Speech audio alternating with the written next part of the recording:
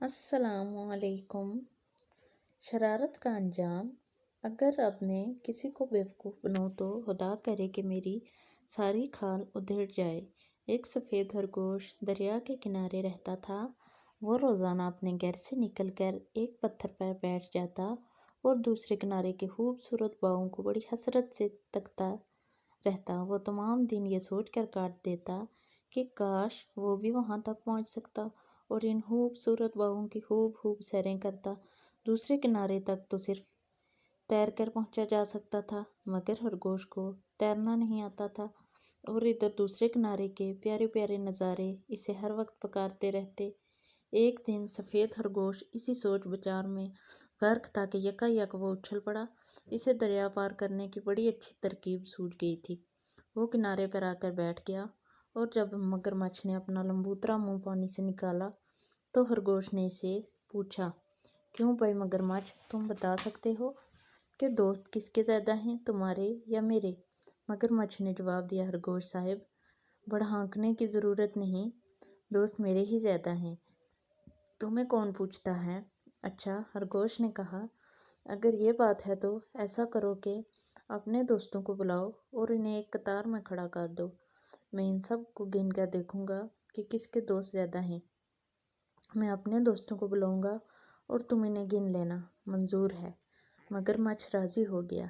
इसने पानी में गोता मारकर अपने तमाम मगरमच्छ दोस्तों को पुकारा और इनको कतार में फैल जाने का कहा। मगरमच्छ के दोस्त इतने ज़्यादा थे कि जब वो एक कतार में फैले तो इस किनारे से उस किनारे तक मगरमच्छ ही मगरमच्छ थे। सफ़ेद खरगोश शरारत से मुस्कुराया, किनारे पर से छलांग मारकर मगरमच्छ की पीठ पर आ बैठा और बोला, एक। उछल कर दूसरे मगरमच्छ की पीठ पर वो बैठा और बोला, दो। और इसी तरह वो मगरमच्छों पर कूदता फांदता 3, 4, 5, 6, 7, 8 गिनता चला गया और आखिरी मगरमच्छ की पीठ पर से कूदकर दूसरे किनारे पर जा पहुंचा। जब सफ़ेद खरगोश की ख्वाहिश पूरी हो गई तो वो शोही में आ गया और बोला, मगरमच्छ भाइयों, तुम्हारा बहुत शुक्रिया। हा हा हा, दरिया पार करने के लिए मैंने तुम्हें कैसा बेवकूफ़ बनाया। खरगोश की बात सुनकर मगरमच्छों को सख्त गुस्सा आया। वह अपने खौफनाक मुंह खोलकर इस पर झपटे, लेकिन खरगोश भाग निकला। फिर भी एक मगरमच्छ के मुंह में इसकी दुम आ गई और वह जख्मी हो गया। जख्म की वजह से खरगोश अपनी सारी शरारत भूल गया और फूट फूट कर रोने लगा। बूढ़े माली ने इसके रोने की आवाज़ सुनी तो भागा आया। वो ये देखकर हैरान रह गया कि एक नन्हा मुन्ना खरगोश ज़मीन पर पड़ा रो रहा है। माली को इस पर बहुत रहम आया और रोने की वजह पूछी। खरगोश ने इसे अपनी सारी कहानी कह सुनाई।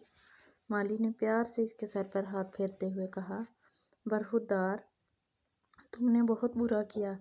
अगर तुम वादा करो कि फिर किसी को बेवकूफ़ बनाकर अपना काम नहीं निकालोगे तो मैं तुमको अच्छा कर दूंगा। खरगोश बोला, वादा करता हूँ चाचा माली, बस मेरा ये जख्म अच्छा कर दो।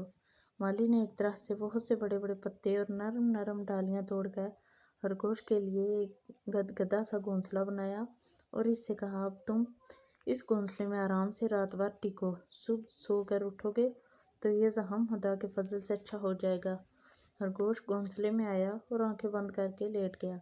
लेटते ही इसकी आंख लग गई और जब सुबह को जागा तो जख्म भर चुका था। खरगोश खुश होकर सामने देखा तो बूढ़ा माली खड़ा था, मुस्कुरा रहा था। छलांग मारकर वो माली के कदमों में जा बैठा और बोला, अगर अब मैं किसी को बेवकूफ़ बनाऊं तो खुदा करे कि मेरी सारी खाल उधेड़ जाए। इस कहानी से हमें सबक मिलता है कि किसी को बेवकूफ़ बनाकर अपना काम नहीं निकालना चाहिए। अगर वीडियो अच्छी लगे तो लाइक, कमेंट और चैनल को सब्सक्राइब लाजमी कीजिएगा। शुक्रिया। अल्लाह हाफिज़।